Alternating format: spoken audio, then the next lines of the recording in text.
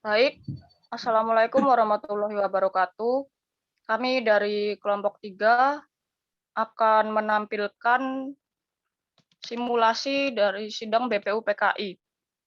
Silakan dimulai narasi. Pada tanggal 6 Agustus 1945, kota Hiroshima dijatuhi bom atom oleh sekutu.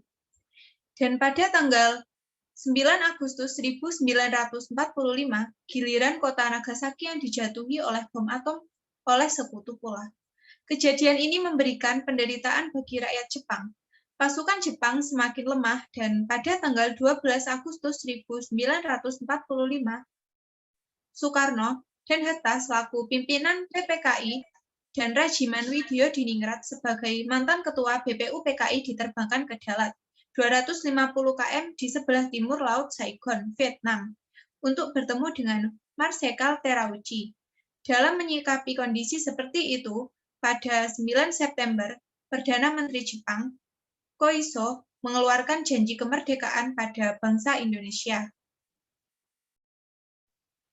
Saudara Soekarno, Hatta, dan Rajiman, saya sebagai utusan dari pemerintah Jepang ingin menyampaikan suatu hal, yaitu Jepang akan segera memberikan kemerdekaan kepada Indonesia sesuai dengan Panji Perdana Menteri Kuniaki Koiso. Dengan cara apa Jepang akan memberikan pernyataan merdeka kepada Indonesia?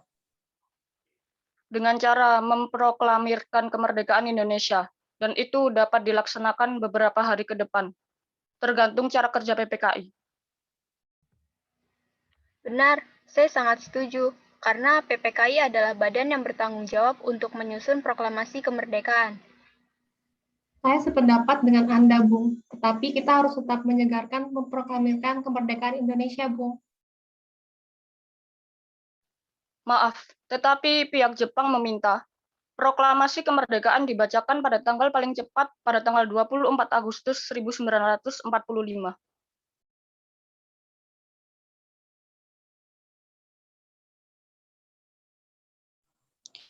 Akan saya pikirkan kembali permintaan Anda karena kami harus membicarakannya dengan PPKI. Baik, kalau begitu, kami harus undur diri. Terima kasih. Baiklah, hati-hati di jalan.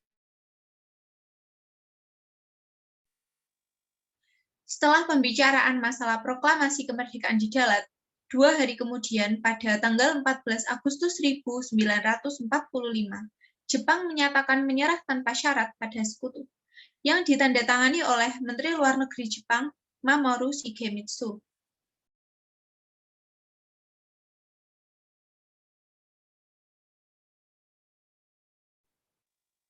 Berita tentang kekalahan tersebut sangat dirahasiakan oleh Jepang. Bahkan semua stasiun radio disegel oleh Jepang. Tetapi tokoh golongan muda yakni Sultan Syahrir, Wikana, Darwis, dan Khairul Saleh mendengar kabar ini melalui radio BBC.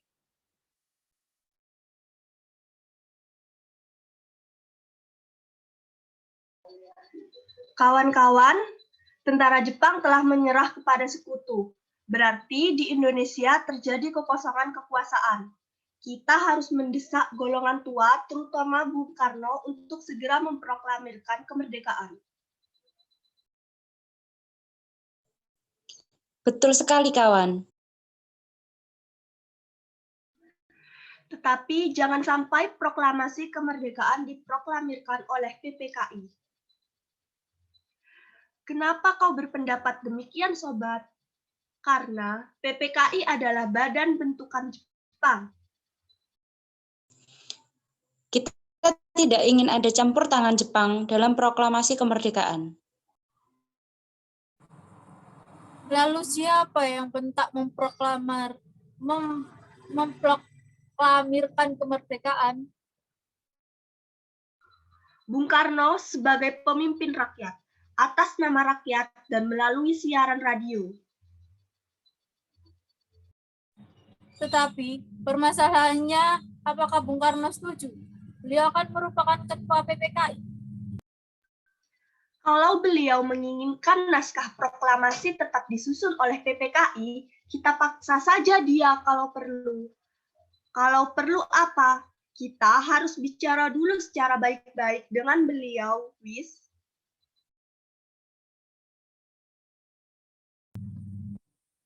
Betul kawan, kekerasan bukan cara menyelesaikan yang tepat.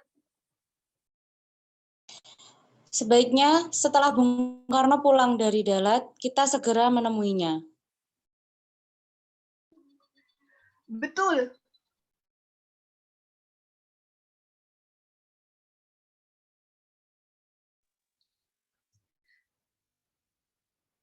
Tanggal 14 Agustus 1945, Syahrir, Wikana, Darwis, dan Saleh menemui Bung Karno di kediamannya. Silakan masuk, Bung. Silakan Mas.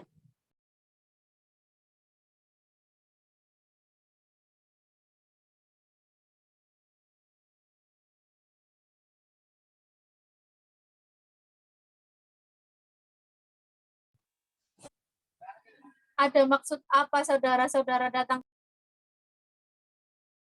Begini Bung Karno, Jepang telah menyerah Bung, dan kami minta Bung Karno segera memproklamirkan kemerdekaan. Tetapi kan ada badan yang bentuk untuk merumuskan itu semua.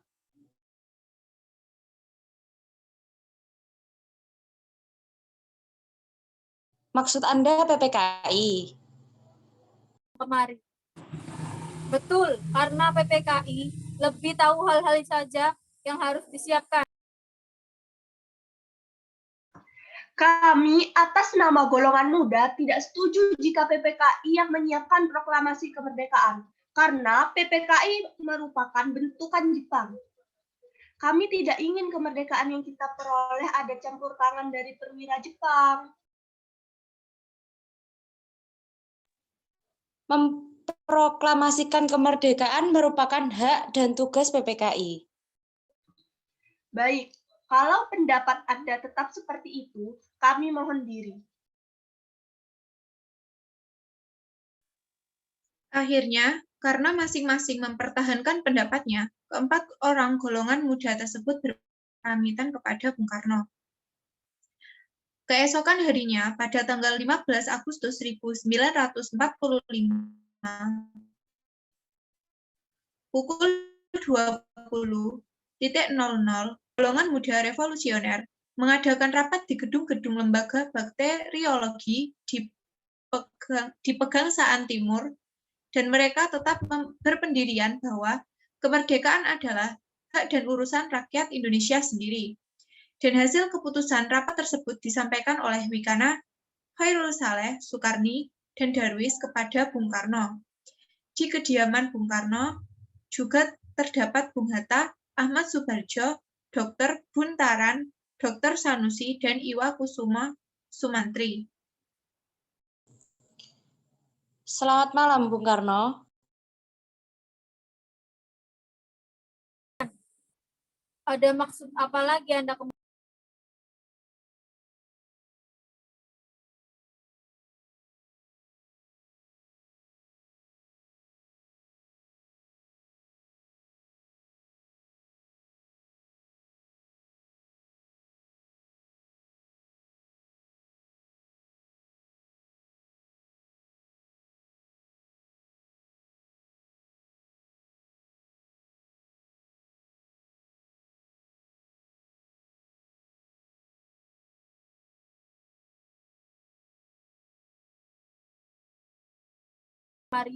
Pendukungnya teman-teman kakek.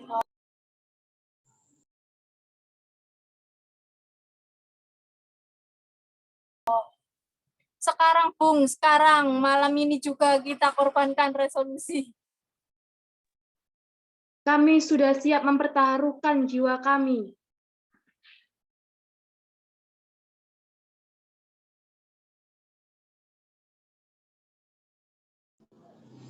Jika Bung Karno tidak mengeluarkan pengumuman pada malam ini juga, akan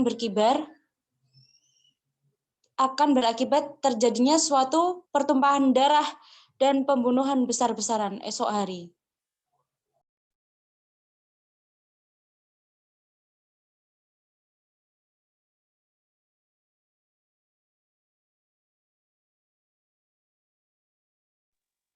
Mendengar kata-kata ancaman seperti itu, Soekarno naik darah dan berdiri menghampiri Wikana. Mendengar kata-kata ancaman seperti itu, Soekarno naik darah dan berdiri menghampiri Wikana. Ini batang leherku. Seretlah saya ke pojok itu dan potonglah leherku malam ini juga. Kamu tidak usah menunggu esok hari. Jepang adalah masa silam. Kita sekarang harus menghadapi Belanda yang akan berusaha untuk kembali menjadi tuan rumah di negeri kita ini. Jika saudara tidak setuju dengan apa yang telah saya katakan dan mengira bahwa saudara telah siap dan sanggup untuk memproklamasikan kemerdekaan, mengapa saudara tidak memproklamasikan kemerdekaan itu sendiri? Mengapa meminta Soekarno untuk melakukan hal itu? Apakah kita harus menunggu hingga kemerdekaan itu diberikan kepada kita sebagai hadiah? Mengapa bukan rakyat itu sendiri yang memproklamasikan kemerdekaannya? Mengapa bukan kita yang menyatakan kemerdekaan kita sendiri sebagai suatu bangsa? Kami bertiga telah membicarakannya dengan baik-baik dengan Jepang. Saya takut Jepang hanya melakukan tipu muslihat sehingga jika kita bertindak salah akan terjadi pertumpahan darah.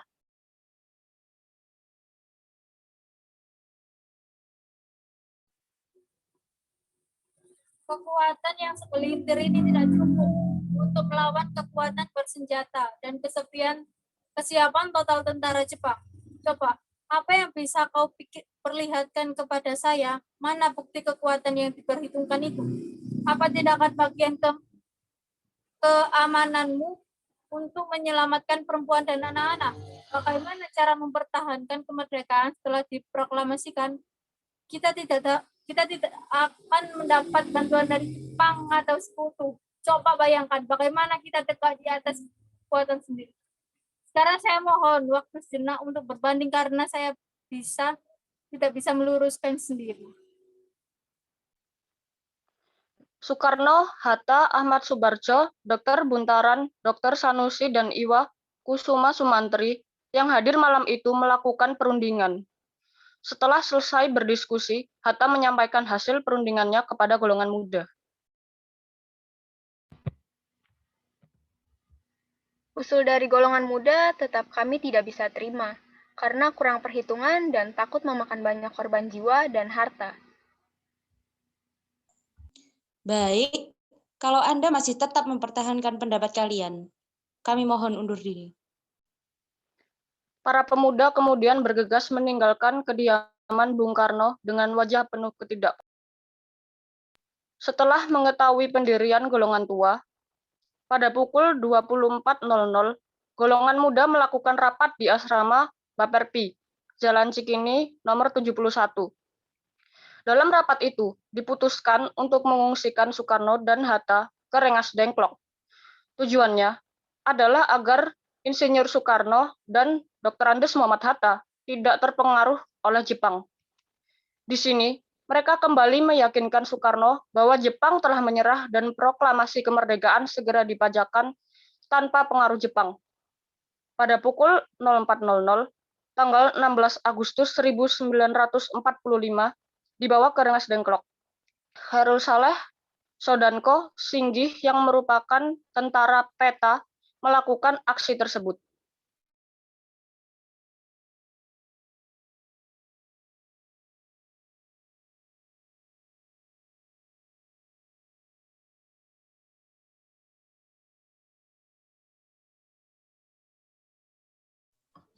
Tetapi kami golongan muda dan tentara peta akan berada di belakang Anda jika terjadi hal-hal yang tidak diinginkan. Baiklah, jika itu keinginan kalian, kami akan merumuskan naskah proklamasi setelah kembali ke Jakarta. Sodanko Singgih akhirnya menyampaikan berita gembira tersebut sesampainya di Rengas Dengklok, dan ia bergegas kembali ke Jakarta untuk menyampaikan hal tersebut kepada para pemimpin pemuda. Revolusi berada di tangan kami sekarang, dan kami memerintahkan Bung, kalau Bung tidak memulai revolusi malam ini,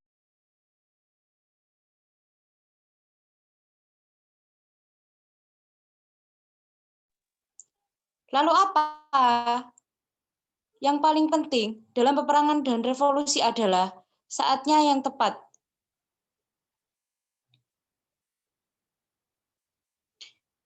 Di Saigon, saya sudah merencanakan seluruh pekerjaan ini untuk dijalankan tanggal 17. Mengapa justru diambil tanggal 17?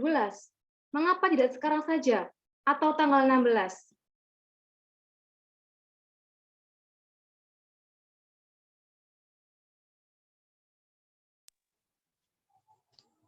Saya tidak dapat menerangkan dengan pertimbangan akal. Mengapa tanggal 17 lebih memberi harapan kepadaku? Akan tetapi, saya merasakan di dalam kalbuku bahwa itu adalah saat yang baik. Angka 17 adalah angka suci. Pertama-tama, kita sedang berada dalam bulan suci Ramadan. Waktu kita semua berpuasa. Ini berarti saat yang paling suci bagi kita. Tanggal 17 besok hari Jumat. Hari Jumat itu Jumat Legi. Jumat yang berbahagia, Jumat suci. Al-Quran diturunkan tanggal 17. Orang Islam sebayang 17 rakaat. Oleh karena itu, kesucian angka 17 bukanlah buatan manusia.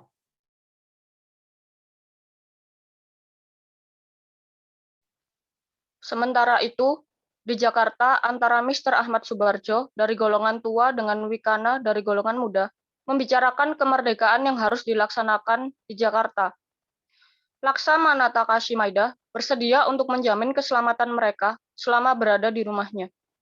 Berdasarkan kesepakatan itu, Yusuf Kunto dari pihak pemuda hari itu juga mengantarkan Ahmad Subarjo bersama sekretaris pribadinya, Sudiro, ke Rengas Dengklok untuk menjemput Soekarno dan Hatta. Rombongan penjemput tiba di Rengas Dengklok sekitar pukul 17.00. Ahmad Subarjo memberikan jaminan bahwa proklamasi kemerdekaan akan diumumkan pada tanggal 17 Agustus 1945. Selambat-lambatnya pukul 12. Dengan jaminan itu, Komandan Kompi Peta setempat, Sudanko Subono, bersedia melepaskan Soekarno dan Hatta kembali ke Jakarta.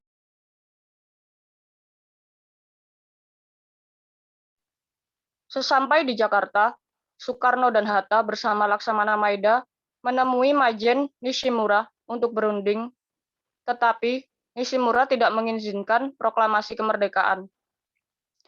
Kemudian, mereka menuju rumah Laksamana Tadashi Maeda di Jalan Imam Bonjol nomor 1. Setelah pertemuan itu, Soekarno dan Hatta kembali ke rumah Laksamana Maeda. Di ruang makan rumah Laksamana Maeda, itu dirumuskan teks proklamasi kemerdekaan Maeda. Maeda sebagai tuan rumah mengundurkan diri ke kamar tidurnya di lantai 2 ketika peristiwa bersejarah itu berlangsung. Soekarno, Hatta, dan Ahmad Subarjo merumuskan naskah proklamasi di ruang makan.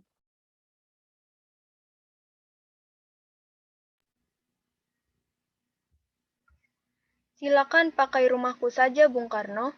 Keamanan akan saya jamin. Terima kasih. Ruang mana yang bisa kami pakai? Ruang makan dan serambi depan. Setelah selesai, teks proklamasi tersebut dibacakan di serambi depan, di hadapan peserta rapat dan golongan muda.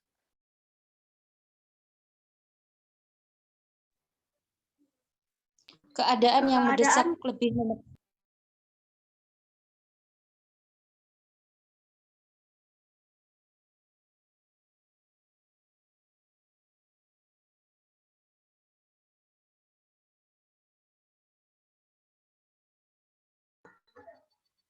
Keadaan yang mendesak telah memaksa kita semua mempercepat pelaksanaan proklamasi kemerdekaan. Rancangan teks telah siap dibacakan di hadapan saudara-saudara dan saya harapkan benar bahwa saudara-saudara sekalian dapat menyetujuinya sehingga kita dapat berjalan terus dan menyelesaikan pekerjaan kita sebelum fajar menyingsing. Kepada siapa saja yang hadir di dalam rapat ini agar dapat menandatangani secara bersama. Saya kurang setuju.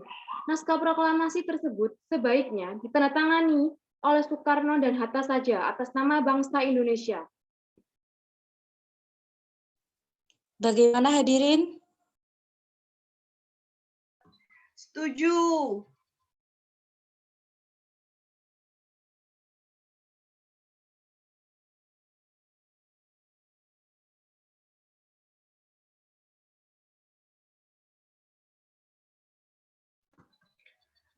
Tolong ketikkan, Sayuti. Baik.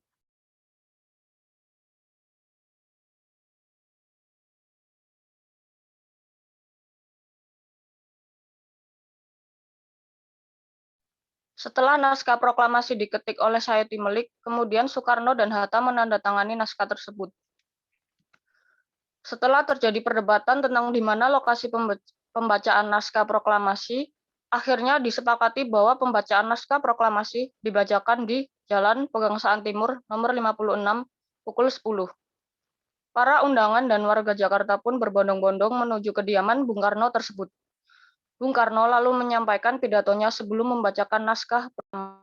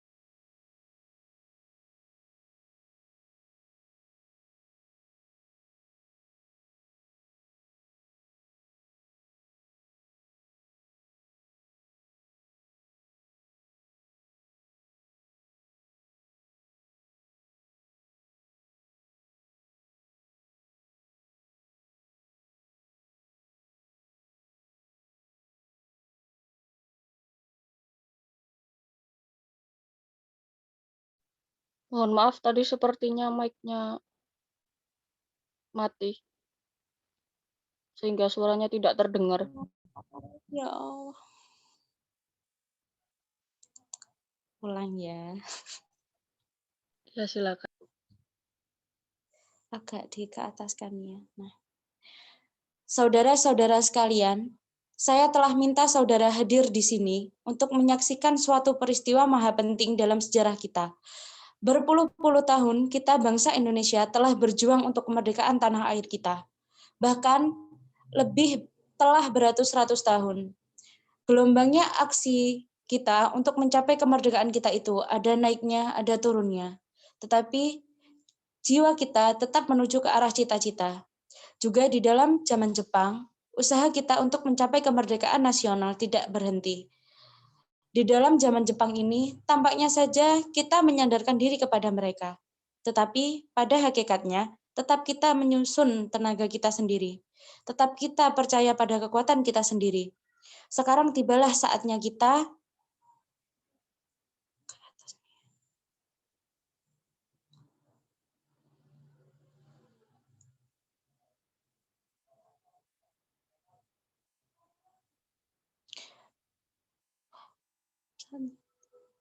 benar-benar mengambil nasib bangsa dan nasib tanah air kita di dalam tangan kita sendiri. Hanya bangsa yang berani mengambil nasib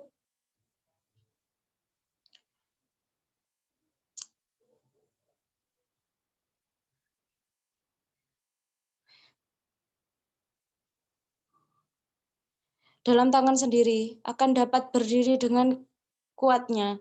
Maka kami tadi malam telah mengadakan musyawarah dengan pemuka-pemuka rakyat Indonesia dari seluruh Indonesia. Permusyawaratan itu sekata berpendapat bahwa sekaranglah datang saatnya untuk menyatakan kemerdekaan kita. Saudara-saudara, dengan ini kami menyatakan kebulatan tekad itu. Dengarkanlah proklamasi kami.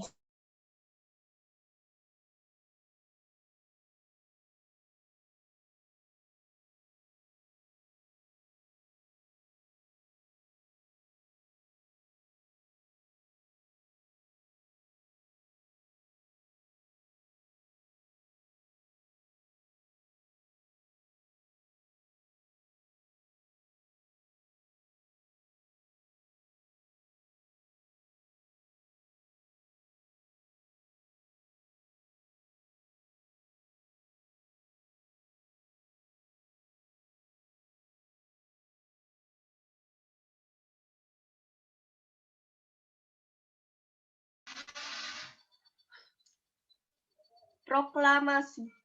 Kami bangsa Indonesia dengan ini menyatakan kemerdekaan Indonesia. Hal-hal yang mengenai pemindahan kekuasaan dan lain-lain diselenggarakan dengan cara seksama dan dalam tempo yang sesingkat-singkatnya. Jakarta, 17 Agustus 1945. Atas nama bangsa Indonesia, Soekarno-Hatta. Demikianlah saudara-saudara, kita sekarang telah merdeka. Tidak ada satu ikatan lagi yang mengikat tanah air kita dan bangsa kita. Mulai saat ini kita menyusun negara kita, negara merdeka, negara Republik Indonesia, merdeka, kekal dan abadi. Insya Allah, Tuhan memberkati kemerdekaan kita itu. Merdeka! Merdeka! Merdeka!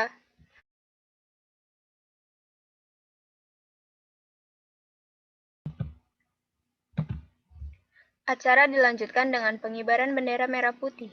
Soekarno dan Hatta menuju beberapa langkah menuruni anak tangga terakhir dari Serambi Bima, lebih kurang 2 meter di depan tiang. Ketika SK Trimurti diminta maju untuk pengibaran bendera, dia lebih baik seorang prajurit, katanya tanpa ada yang menyuruh. Latif Hendradiningrat yang berseragam peta berwarna hijau dekil maju ke dekat tiang bendera. Sahut mengambil bendera dari atas baki yang telah disediakan dan mengikatnya pada tali dibantu oleh Latif Hendradiningrat. Bendera dinaikkan perlahan-lahan tanpa ada yang memimpin. Para hadirin dengan spontan menyanyikan lagu Indonesia Raya. Bendera dikerek dengan lambat sekali, untuk menyesuaikan dengan irama lagu Indonesia Raya yang cukup panjang. Peristiwa yang sangat bersejarah bagi bangsa Indonesia ini berlangsung sekitar 1 jam. Meski sederhana, namun upacara itu dilakukan dengan hikmat. Indonesia merdeka, bangsa baru telah lahir. Pada tanggal 29 April 1945, BPU PKI terbentuk yang diketuai oleh Dr. Rajiman Widyodiningrat dan wakilnya Ici Bangsae dan Suroso. Tanggal 29 Mei diadakan sidang pertama kali atas usulan dari Dr. Rajiman Widyodiningrat untuk membahas dasar negara. Saudara-saudara, inilah pertama kali kita mengadakan sidang yang membahas dasar negara. Kepada saudara-saudara diminta partisipasinya untuk menyongsong kemerdekaan negara kita ini dengan menyampaikan usulan-usulan mengenai dasar negara. Hari pertama, tepatnya tanggal 29 Mei 1945, Muhammad Yamin mengeluarkan pendapatnya mengenai dasar negara.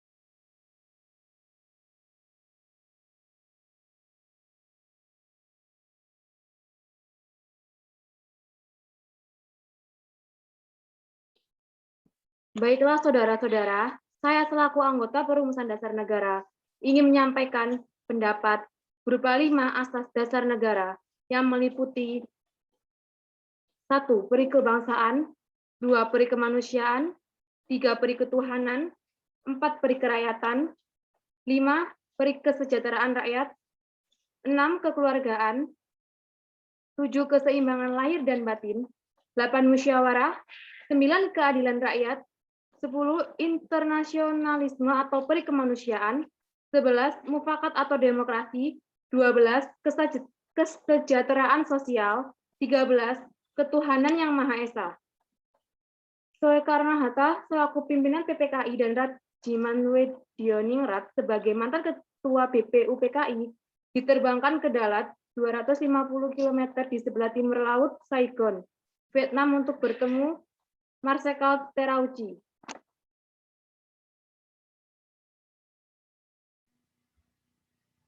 Hari kedua, tepatnya tanggal 31 Mei 1945, Profesor Dr. Supomo membuat rumusan. Saudara-saudara, saya akan menyampaikan pendapat mengenai dasar negara dengan rumusan sebagai berikut. 1. Persatuan.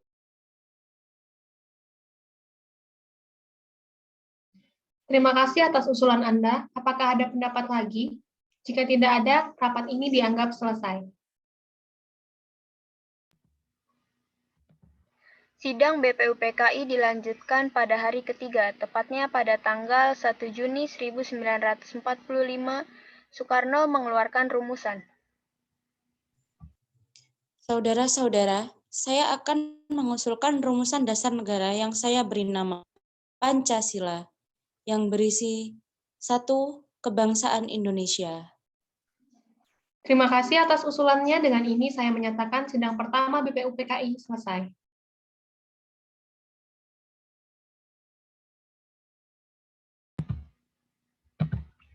Pada sidang itu pula dibentuknya panitia kecil dengan Insinyur Soekarno sebagai ketua yang beranggotakan Dr. Andes Muhammad Hatta, Mr. Muhammad Yamin, Ahmad Subarjo, A.A. Maramis, Abdul Qadir Muzakir, Wahidin Hashim, Agus Salim, Abi Kusno, Cokro Sujoso. Dalam sidang yang dilakukan panitia 9 menghasilkan rumusan 1. Ketuhanan dengan kewajiban menjalankan syariat Islam bagi pemeluk-pemeluknya. 2. Menurut dasar kemanusiaan yang adil dan beradab. Yang ketiga, persatuan Indonesia. 4.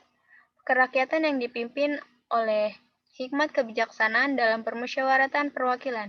5. Keadilan sosial bagi seluruh rakyat Indonesia. 6. Rumusan tersebut disebut dengan Piagam Jakarta pada tanggal 10 Juli 1945, diadakan sidang BPUPKI yang kedua hingga tanggal 16 Juli 1945.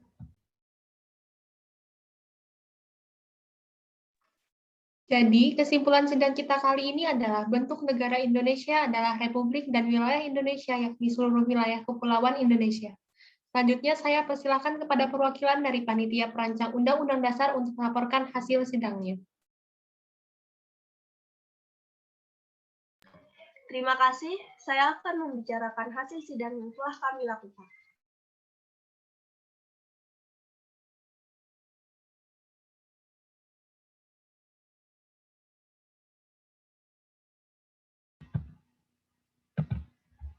Hasil sidang itu adalah 1. Pernyataan Indonesia Merdeka. 2. Pembukaan Undang-Undang Dasar. 3. Undang-Undang Dasar itu sendiri dalam batang tubuh undang-undang.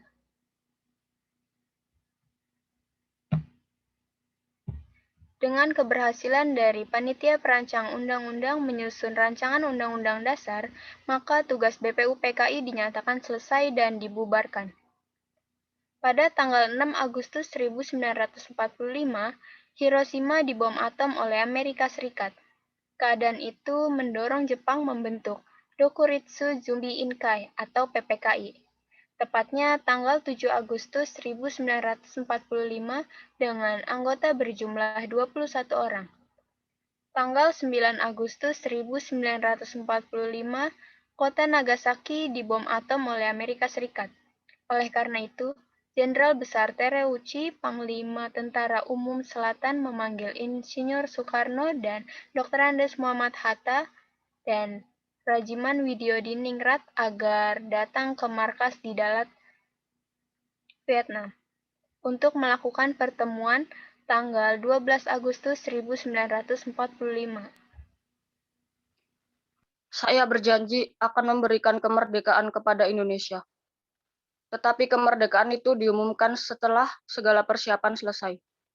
Jadi untuk melaksanakan kemerdekaan itu dibentuklah PPKI.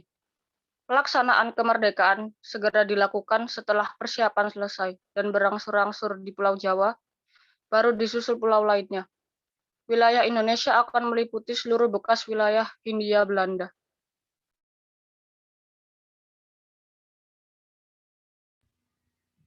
Pada tanggal 18 Agustus 1945, PPKI mengadakan sidang dan menghasilkan kesepakatan tentang Presiden dan Wakil Presiden pertama Indonesia.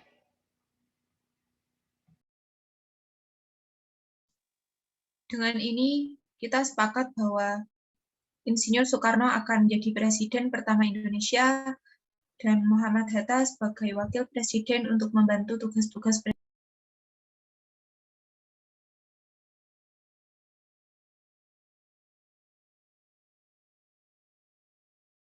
Itulah gambaran suasana sidang PPKI dan BPUPKI.